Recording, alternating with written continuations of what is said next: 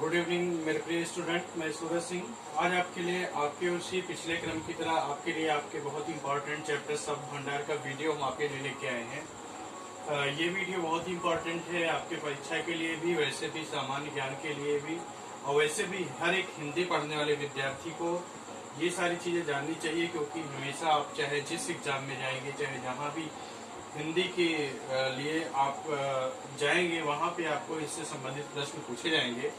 हमारा पिछला वीडियो पर्यायवाची शब्द, विलोम शब्द, अनेक शब्दों के लिए एक शब्द, इस तरह से हम 3 वीडियो आपके पास भेज चुके हैं।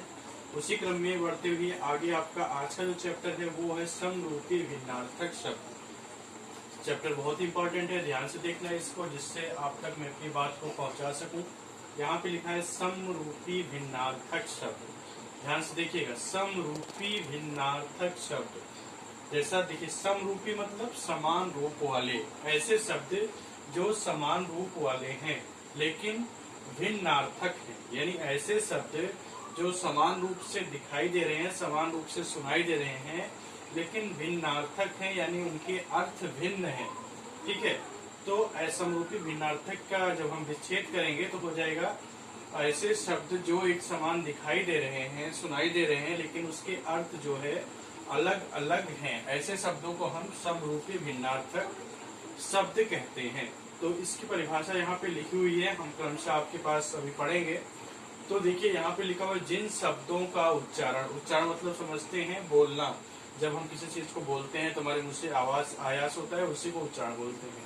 तो जिन शब्दों का उच्चारण, यानी ऐसे शब्द जिसका उच्चारण लगभग समान होता है। ठीक है, यानी ऐसे शब्द जिसका उच्चारण लगभग समान होता है, परंतु उसके जो अर्थ हैं वो भिन्न भिन्न होते हैं। भिन्न भिन्न मतलब अलग अलग होते हैं, यानी वो सब दिखाई तो समान पड़ते हैं, सुनाई भी समान पड़ते हैं, लेकिन जब हम उसका अर्थ निकालते हैं तो वो अलग अलग अर्थ को देते हैं, यानी भिन्न भिन्न अर्थों को प्रदान करते हैं।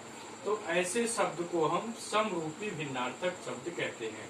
आप, मुझे उम्मीद है आप सभी समझ गए होंगे, यानी ऐसे शब्द जिसका उच्चारण तो लगभग समान होता है, जो समान रूप से दिखाई तो पड़ते हैं, लेकिन जब हम उसका अर्थ निकालते हैं तो वो जो अर्थ होता है वो अलग अलग होता है, भिन्न भिन्न होता है।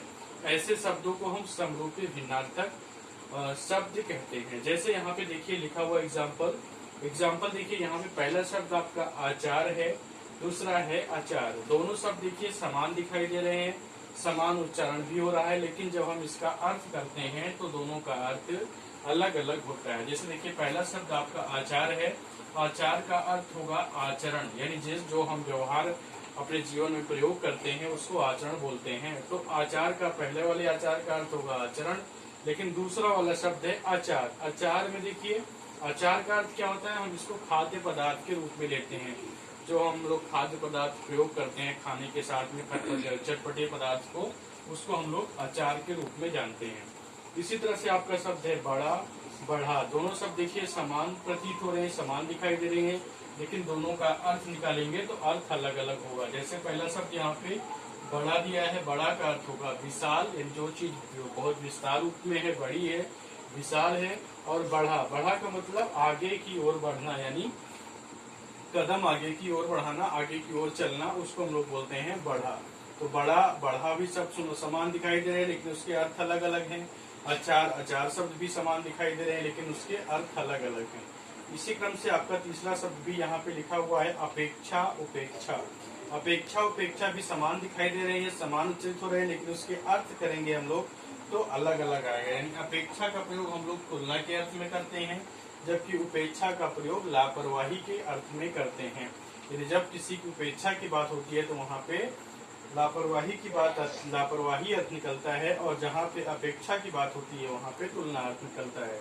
तो इस तरह से इस वीडियो में हमने आपको 3 एग्जाम्पल और समरूपी भिन्नार्थक शब्द की परिभाषा के द्वारा समझाने का प्रयास किया है।